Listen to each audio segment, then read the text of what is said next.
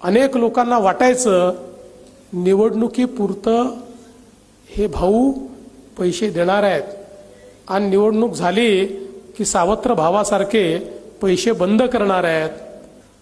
हे सगळं जे विरोधकांनी या ठिकाणी एक वावटळ तयार केलं होतं ते बाजूला झालं आणि आपण निवडणुकीनंतरही ही योजना सुरू ठेवली।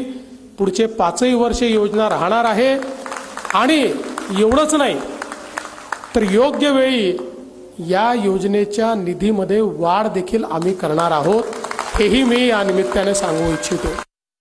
यानंतर बातमी आहे लाडकी बहीण योजनेच्या संदर्भातली, कारण एकीकडे लाडकी बहीण योजनेमुळे आता सरकारच्या तिजोरीवरती प्रचंड ताण आलेला आहे। अक्षरशः या तिजोरीला खिंडार पडलाय आणि त्याच वेळेला जे 2 उपमुख्यमंत्री आहेत म्हणजे अजित पवार आणि एकनाथ शिंदे यांचे जे जिल्हे आहेत पुणे आणि ठाणे, याच 2 जिल्ह्यामध्ये सर्वाधिक बोगस लाभार्थी असल्याचं समोर आलंय।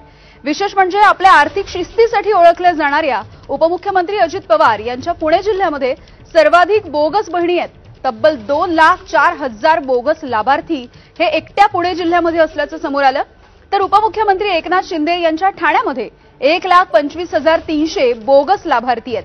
तर एकूण राज्यभराचा विचार केला तर तब्बल 2,63,00,000 बोगस लाडक्या बहिणी असल्याची माहिती समोर येते।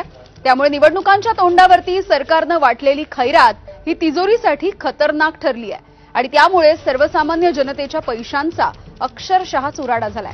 सरकारनं डोळे लवकरात लवकर उघडावेत आणि पावलं उचलणं सुद्धा आता गरजेचं आहे।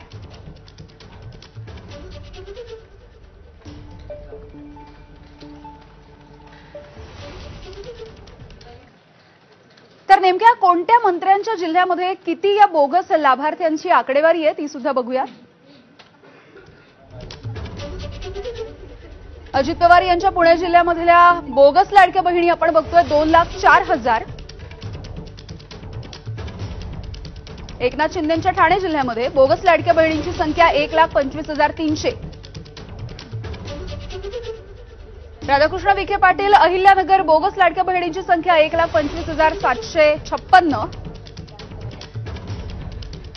नाशिक भुजबळ भुसे कोकाटे आणि झिरवळ यांच्या नाशिक जिल्ह्यामध्ये 1,86,800।